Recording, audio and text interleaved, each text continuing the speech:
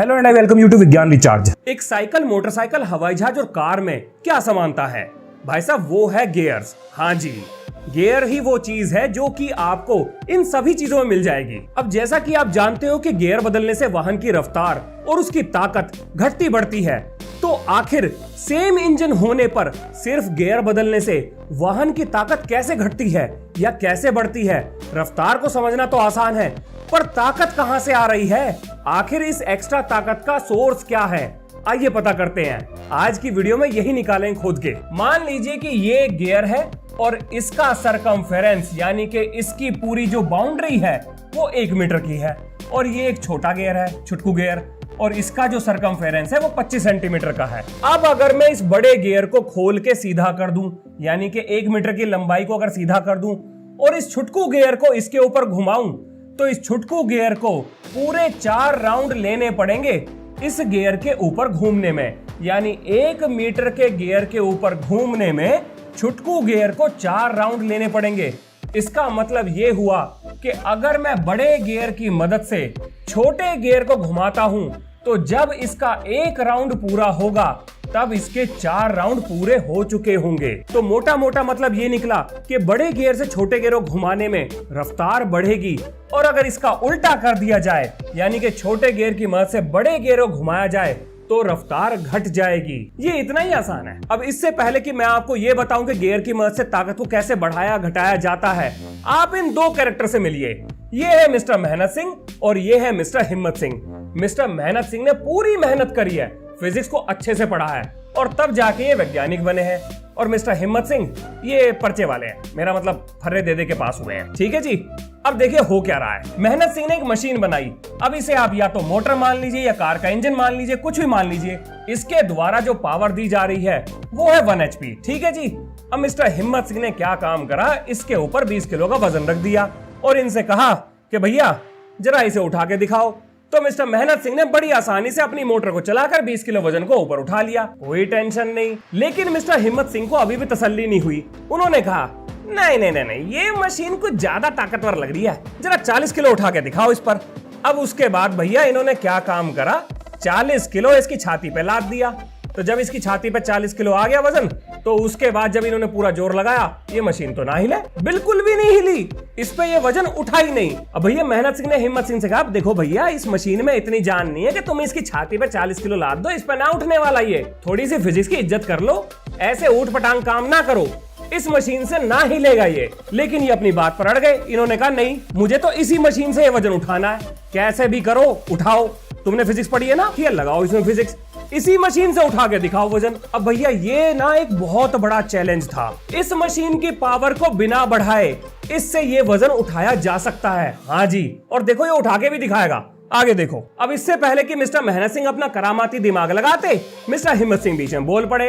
उन्होंने कहा, अरे भाई साहब इसमें 2-4 गियर वेयर लगाओ, गियर लगाने से ताकत बढ़ती है, ऐसा हमने देखा है। साइकिल में जब बहुत सारे गियर लगे होते हैं तो बड़े आराम से चलती है वो, तो इसलिए इसमें गियर लगाओगे तो ये उठ जाएगी।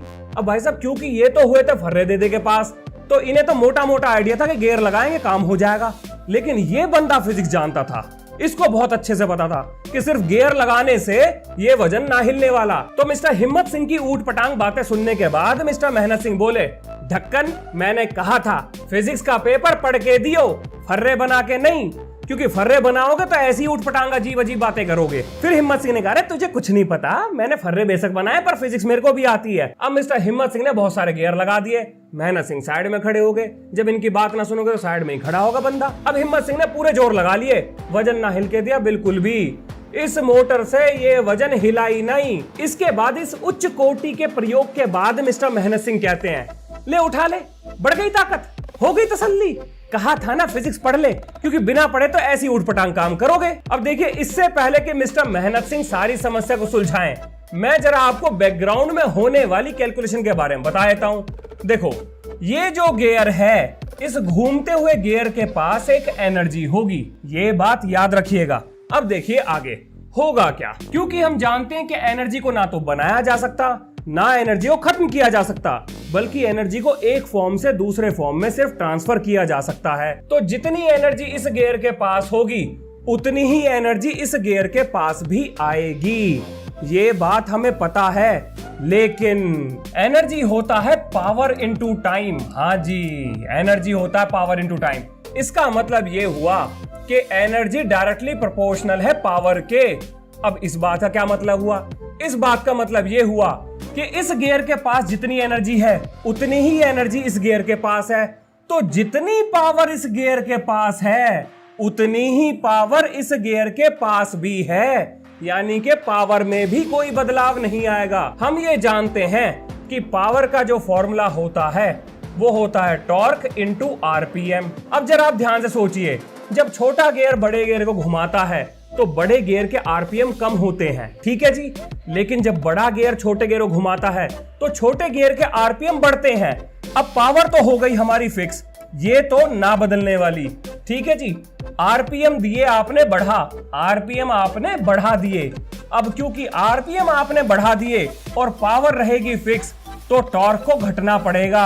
अब उल्टा देखिए, अगर आरपीएम कम हो जाए यानी कि आरपीएम घट जाए तो टॉर्क को बढ़ना ही पड़ेगा। टॉर्क के पास और कोई चारा नहीं है। पावर को फिक्स रखने के लिए टॉर्क को बढ़ना पड़ेगा। और टॉर्क है क्या? टॉर्क है वो फोर्स जो किसी चीज को घुमाती है या घूमती हुई चीज के द्वारा जो फोर्स पैदा की जाती है, उसी को टॉर्क कहते हैं। तो अब हमारे मेहनत सिंह ने अपना दिमाग लगाया। उन्होंने क्या करा देखिए, ये है एक बड़ा गियर, ठीक है, इससे घुमाया ये छोटा गियर, यानी कि आरपीएम को बढ़ा दिया। आरपीएम बढ़ा दिया तो टॉर्क कम हो जाएगी। लेकिन इस छोटे गियर से फिर एक बड़े गियर को घुमाया। अब बड़ा गियर जब छोटे गियर की मदद से घुमाया जाएगा तो इसके आरपीएम आ जाएंगे नीचे। आरपीएम नीचे आ गए तो इसका मतलब टॉर्क बढ़ानी पड़ेगी, और अगर टॉर्क बढ़ी तो ये वजन उठ जाना चाहिए। चलिए पता करते हैं। अब अगर आप ध्यान से देखें तो आप पाएंगे इसके आरपीएम ज्यादा है, इसके आरपीएम सबसे कम है।